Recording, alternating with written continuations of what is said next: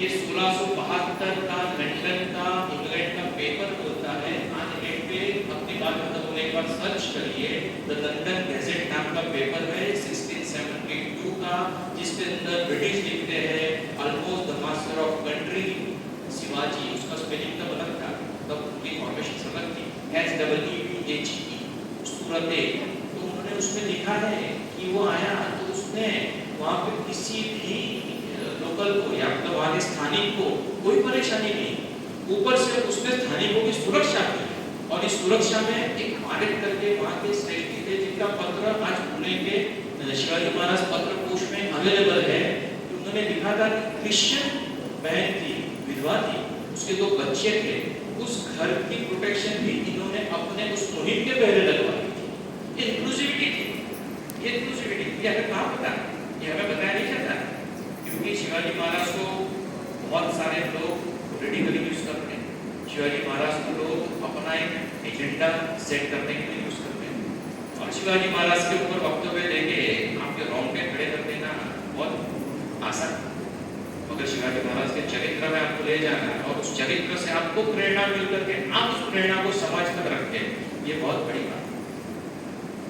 सूरत की बात में मैं आपको बताऊं कि सूरत ये जो था, ये कर का बहुत बड़ी कर का औरंगजेब का एक करेंसी चेस्ट कि जहाँ से मुगलों की बहुत बड़ी कर की आय आती थी, जो वहाँ की इनकम आती थी, आवक आती थी, वो औरंगजेब की बहन जहाँ आरा को दी जाती।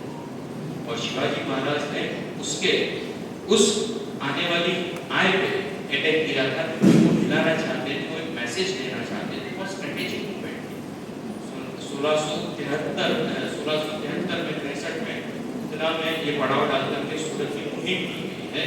तो इसके बारे में आप पढ़िए, इसके बारे में अगर आपकी बात करें तो बहुत लंबी बात कर सकते हैं, मगर इस पॉइंट को आप ढूंढिए और इस नैरेटिव को आप कहीं पे एडिट करते हैं।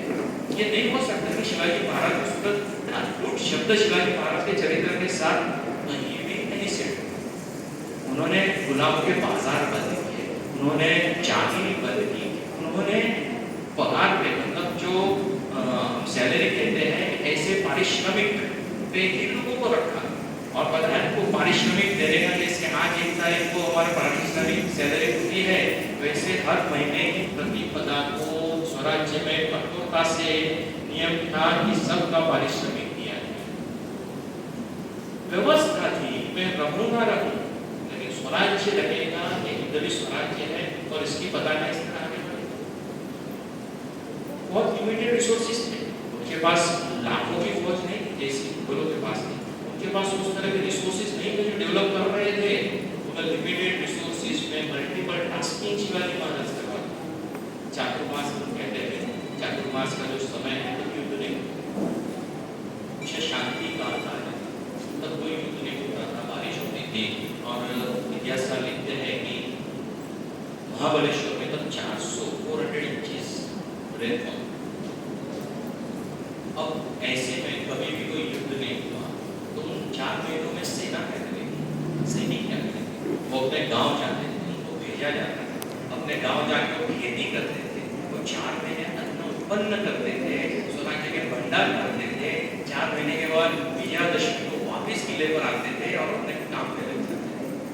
ये अंतरा, ये बहुत यूनिक मैनेजमेंट है लेबर का, जो आज लेबर मैनेजमेंट कहते हैं, मल्टीटास्किंग कहते हैं। और इतने से लोगों में इतना काम, वही है जो रास्ता बना रहा है, वही है जो लड़ रहा है।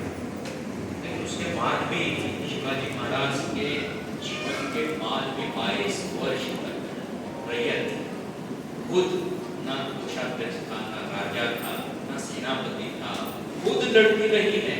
वो मराठा साम्राज्य की सबसे बड़ी ताकत थी। और आज 400 वर्ष के बाद भी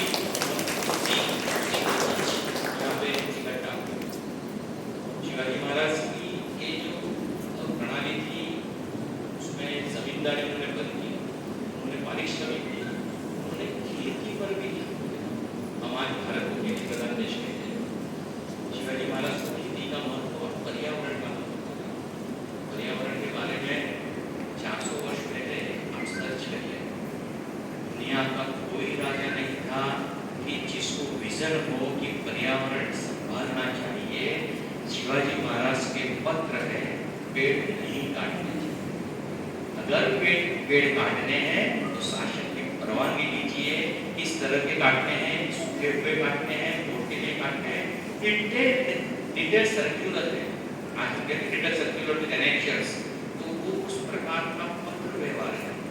विजन समझिए इंसान का, मैंने कहा कि 400 दिन बारिश होती थी, अगर पेड़ कटते तो कब का विजन गढ़ खुल जाता, लेकिन वो नहीं, उन्होंने इतना ध्यान से स्वराज्य की हर एक बारीकाई को उन्होंने विजनाइज किया था, उन्होंने रखा है।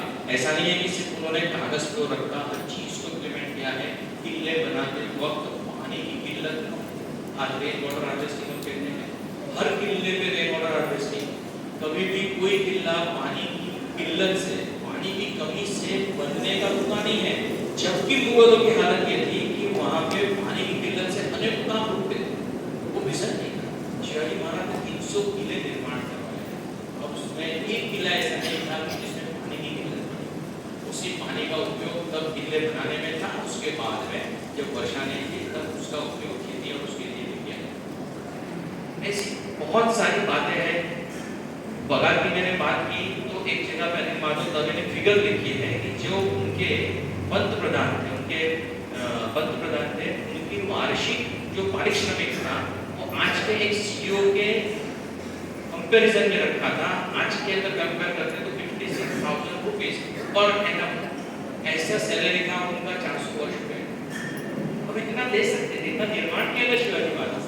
और मैंने कहा कि financial discipline, labour welfare, agriculture, environment, और सबसे महत्व की बात थी कि राज्याभिषेक के बाद उन्होंने शब्द घोषणा निर्माण। आज बहुत अच्छी बात थी कि यहाँ पे हम जिस तरह से अपनी भाषा संभाल रहे हैं, ये हर एक उस मातृभाषा में जन्मे हुए व्यक्ति के लिए महत्वपूर्ण है कि वो अपनी भाषा को संभाले।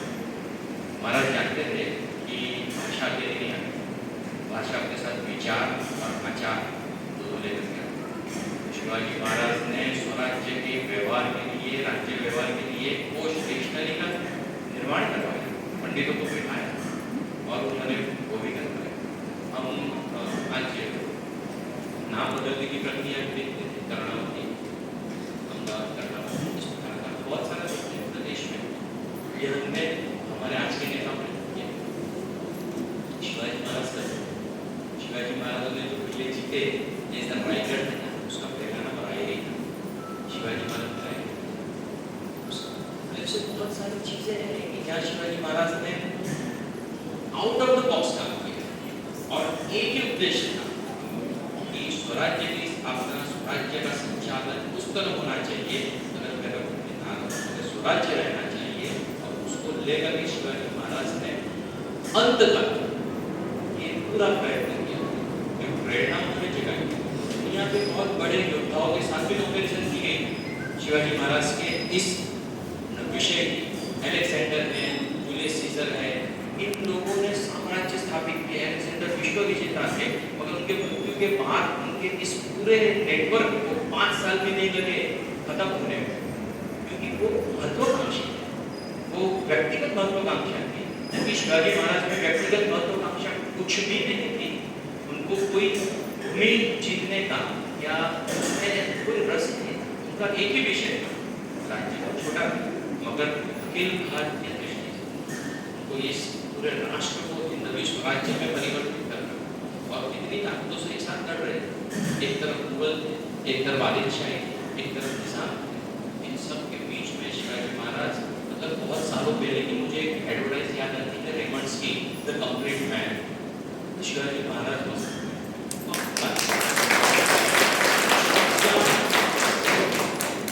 उनका जो पारिवारिक मैनेजमेंट गजब, जो समाज में समन्वय, कहीं भी कोई भी इंक्लूसिविटी, हर लेवल की इंक्लूसिविटी। मुसलमान लोग गर्व से कहते हैं कि शिवाजी के, वो शिवाजी को तूता करते हैं। शिवाजी के सेना में बहुत सारे मुसलमान थे, तो थे, लेकिन वो भारतीय मुसलमान थे, वो आक्रांता नहीं थे। आज जो हम सुनते हैं अच्छे अच्छे संगठनों के हमारे वरिष्ठ लोगों से कि भारत में रहने वाला मुसलमान हिंदू ही है, और ये शिवाजी महाराज जानते थे, उनकी इंटीग्रिटी पे डाउट नहीं करते थे। उन्हें साथ में रखना है, उनकी उनकी लाइफ, उनकी जीवन बचाने में भी ऐसे मुसलमानों का हाथ है, मानते हैं, यह सबने लिखा। और दुश्मन लिखता है, औरंगजेब लिखते हैं कि उनके ग्रंथों में, मुगलों के ग्रंथों में लिखा है कि हम खुश नसीब है कि हमें दुश्मन भी मिला तो शिवाजी से। उनका वो कैरेक्टर कि वो आएगा ही, ये हर बात को उसने रखा है कि हमारे पास एक शांता राजा नाम का बहुत बड़ा प्रयोग है, आपने देखा होगा, और उसमें औरंगजेब के जो संवाद है 7 से 8 मिनट के हैं, आपको नेट पे भी मिलेंगे, वो सुनेंगे ना, तो उसने 7-8 मिनट में शिवाजी महाराज के चरित्र को रख दिया है, बहुत ही बेहतरीन तरीके से रखा है, उसने रखा है। और उसमें शिवाजी महाराज ने भाषा, मैंने बताया वैसे फाइनेंस, और ये बहुत यूनिक बात है, आप अपने नई पुस्तकों में रखिए, एनवायरनमेंट के लिए 400 वर्ष के पहले वेस्टर्न वर्ल्ड के पास एक भी नाम नहीं है कि एनवायरनमेंट के लिए किसने काम किया हो। जो मैंने बताया तो शिवाजी महाराज के अध्यापक है, सर्कुलर्स है, आज महाराष्ट्र के जंगलों में उसकी कॉपीज बाहर रखी जाती है, आप अगर कभी जाएंगे तो भी वहाँ आप देख पाएंगे। और बस ये तो एक हाईलाइट थी शिवाजी महाराज के चरित्र की। मैं आशा रखता हूँ कि आप लोग को थोड़ी सी भी प्रेरणा इससे मिले और आप शिवाजी महाराज के चरित्र को एक और एंगल से समझने का, पढ़ने का, थोड़ा रिसर्च करने का प्रयत्न करें।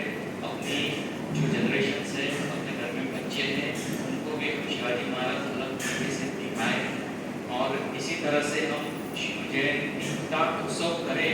मगर अगले साल जब इकट्ठा हो तो अपने मन में संकल्प करेंगे कि कुछ शिवाजी महाराज के बारे में मैंने इस वर्ष में नया जाना जो मैं अभी तक नहीं जानता। और वरना हम शिवाजी महाराज को मराठा वॉरियर, मराठी समाज के दैवत और दैवत करके हम उनकी आरती करें।